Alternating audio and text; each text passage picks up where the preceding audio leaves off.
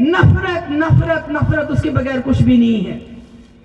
अपने आप को लीडर कहते हैं। अरे आप जो अपने आप को हिंदुस्तानी कहते हैं, मैं कहती इंदिरा गांधी थी, वो जंग जीत के आ गई। वाजपेयी जी लीडर थे, वो करगिल में उन पे जंग थोपी गई, उन्होंने वो जंग जीत के दिखाई। आपने क्या किया? चीन तो सारा लद्दाख खा गया। क्या किया? नाम लेते हैं चीन का? नाम लेते हैं क्या चीन का? कि जो चीन लद्दाख में सारी जमीन खा गया, आपकी हजारों कनाल जमीन पे उसने कब्जा किया है। वहां से देखिए उत्तरांचल, जो दूसरे बाकी हमारे इलाके हैं, वहां देखिए उन्होंने बस्तियों की बस्तियां आबाद की। मुंह खोलते हैं क्या चीन के बारे में? मुंह खोलते हैं क्यों? क्योंकि उससे वोट नहीं मिलेगा। जम्मू के लोगों को बताते हैं हमने 370 खत्म किया जम्मू की तरक्की के लिए। नहीं मेरे भाइयों, इन्होंने 370 आपकी तरक्की के लिए खत्म नहीं किया।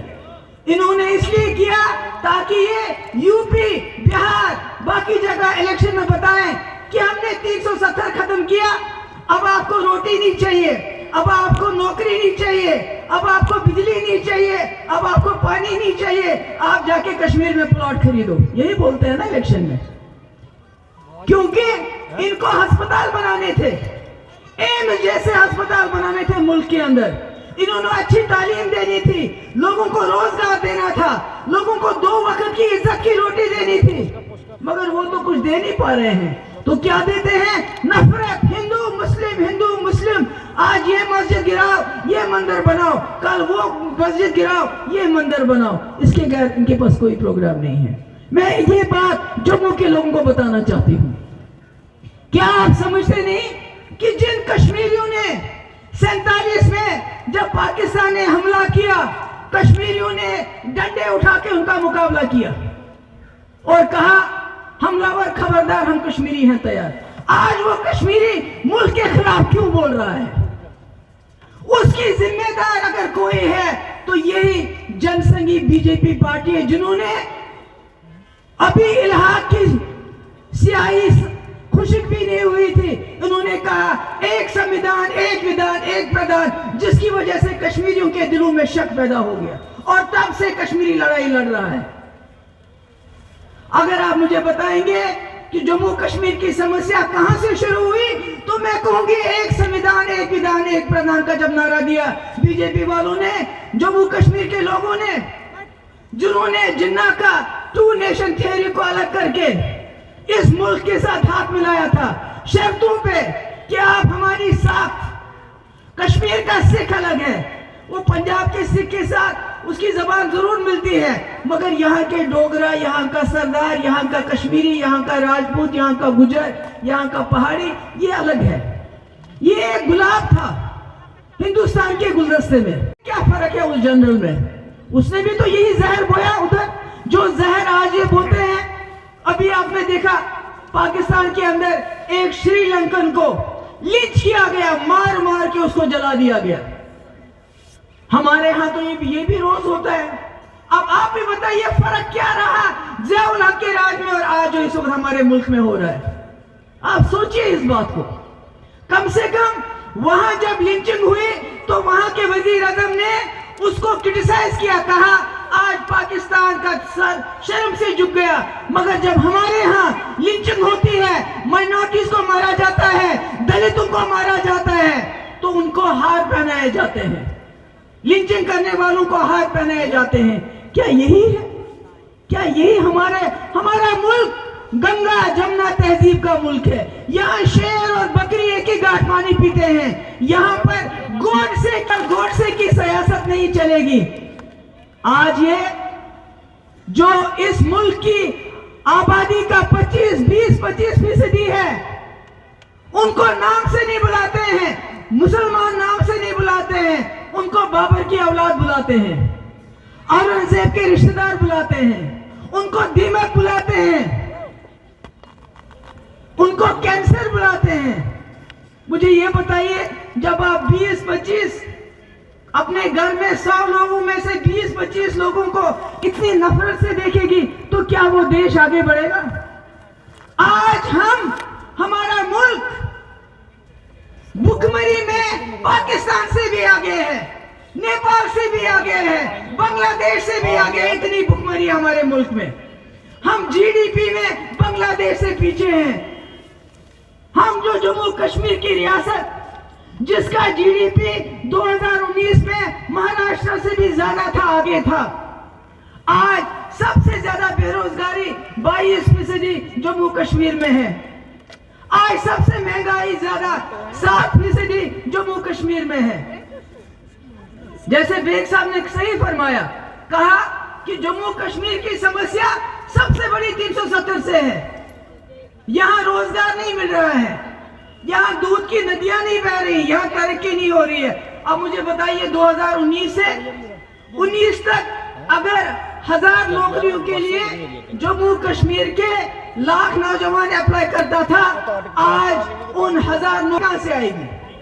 आपको बताया जाता था कश्मीरी आपकी नौकरी खाता था।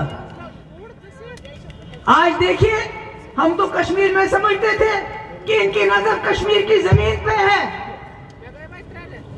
मगर जम्मू का क्या हाल, कठुआ का क्या हाल, जहां लोगों को बेघर कर रहे हैं, जिनकी जमीनें छीन रहे हैं और वो जमीनें बड़े बड़े सरमायादारों को दे रहे हैं कारखाने लगाने के लिए। घराना यहाँ जो है आरसपोरा साइड में, जहां पर बर्ड सेंचुरी, अरे भैया आप चिड़िया पालो, क्यों नहीं पालोगे? आपने तो मुल्क को चिड़ियाघर ही बनाना चाहते हो, पालो, बनाओ सेंचुरी। मगर उन लोगों का क्या, जो वहां सदियों से रह रहे हैं, जो वहां उन जमीनों को जोत रहे हैं, उनका क्या होगा? इनके पास आपके लिए देने को नौकरी नहीं, 2 वक्त इज्जत की रोटी नहीं। ना को जिन्होंने आजादी की लड़ाई जवाहरलाल नेहरू, गांधी जी, सरदार वल्लभ भाई पटेल, सर सैयद अहमद खान, अंबेडकर जी सबके साथ लड़ी हिंदुस्तान को आजाद करने के लिए। मगर हमें उनसे एक गिला है, एक शिकायत है कि उन्होंने हमारे मुल्क के का बंटवारा किया, जमीन का बंटवारा किया, और आज हम उनका नाम लेने से गुरेज करते हैं। क्यों? कहते हैं जिन्ना ने, उन्होंने हिंदुस्तान का बंटवारा कर दिया, हिंदू मुसलमान को अलग कर दिया। मगर अगर आज आप देखेंगे, आज हजारों जिन्ना है जो न सिर्फ जमीन का तो हो गया, यहाँ के इंसानों का बंटवारा करते हैं, यहाँ के हिंदू मुसलमान का बंटवारा करते हैं। और ये वो लोग हैं जिन्होंने आजादी में अपना कोई योगदान नहीं डाला। ये उस वक्त अंग्रेजों के तलवे चाटते थे, आज हमें देशभक्ति सिखाते हैं ये। कहीं मुझे इनका एक नाम बताइए जो कभी जेल गए हो, एक लीडर का नाम बताइए जो आजादी के लिए जेल में गया हो, जिसने आजादी की लड़ाई लड़ी हो। नहीं, ये उनके तलवे चाटते थे उस वक्त अंग्रेजों के। और इन्होंने झंडा कुछ साल पहले अपने वहां लगाया, तब तक हिंदुस्तान का झंडा भी नहीं लगाते थे ये लोग। आज हमें ये सबक दे रहे हैं कि आप देशद्रोही हो, हम देशभक्त हैं। अरे कहां से देशभक्त हो गए आपके? आपने तो इस मुल्क के टुकड़े कर रहे हो आप लोग, हिंदू मुसलमान को लड़ा रहे हो। वहां उधर हमारे पड़ोसी मुल्क में एक जनरल आया था, वहां तो बड़े जनरल आए, उसने कहा यहां तो इस्लाम है मगर असली इस्लाम मैं लाऊंगा, असली मजहब मैं सिखाऊंगा मुसलमानों को। और मजहब सिखाते सिखाते उसने इतनी नफरत वहां पैदा की, वहां के बच्चों को किताब के बदले बंदूक हाथ में दी, और आज उस पाकिस्तान में बम फटते हैं। आज वो पाकिस्तान कर्जदार हो रहा है, आज वो पाकिस्तान पछता रहा है कि हमने किस जनरल का साथ देके पाकिस्तान की जमीन में जहर बोया, जो आज वो काट रहे हैं। और हमारे यहां क्या हो रहा है? आज हमारे यहां क्या हो रहा है?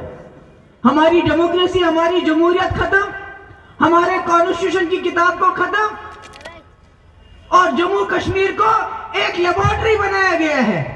जम्मू कश्मीर में टेस्टिंग होती है।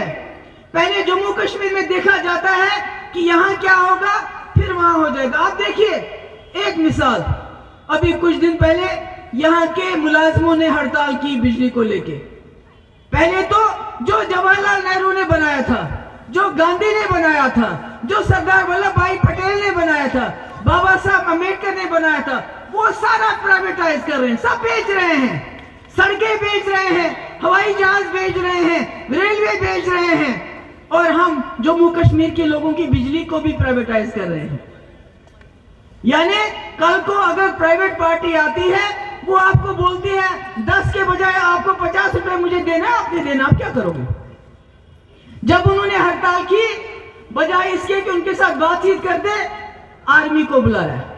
ये हर चीज जो है आर्मी के कंधे पे बंदूक रख के करना चाहते हैं। जिन्होंने यहाँ हमारे जितनी भी टीम है, रशीद मलिक साहब को लेके जितने भी टीम है, हमारे स्टेट सेक्रेटरीज, हमारे डिस्ट्रिक्ट प्रेसिडेंट, हमारे लोग, हमारे जोन प्रेसिडेंट, सबने बहुत मेहनत की। मैंने थोड़ी इनको डांट लगाई थी, आज उन्होंने बहुत मेहनत की रल मिलके। मैं इनकी बहुत शुक्रगुजार हूँ और आपकी भी बहुत शुक्रगुजार हूँ।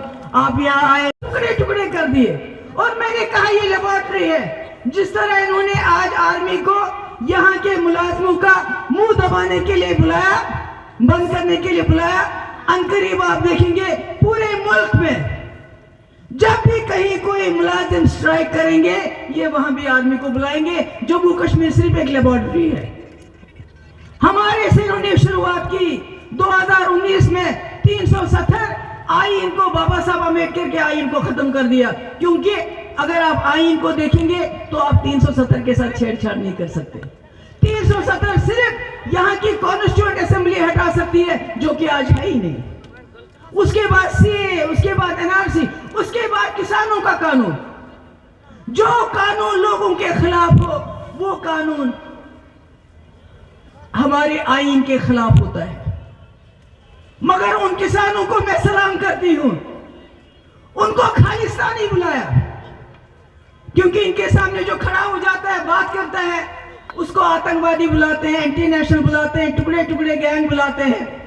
हम तो कुछ भी नहीं करते हैं, मुसलमान हमको पाकिस्तानी बुलाते हैं। मगर जब इन्होंने हमारे किसानों को खालिस्तानी बुलाया, वो डरे नहीं, उन्होंने पत्थर नहीं उठाया, उन्होंने बंदूक नहीं उठाई, डट के मुकाबला किया। और आज उनको कामयाबी मिली, जिसके लिए जितनी भी उनको मुबारकबाद दी जाए वो कम है।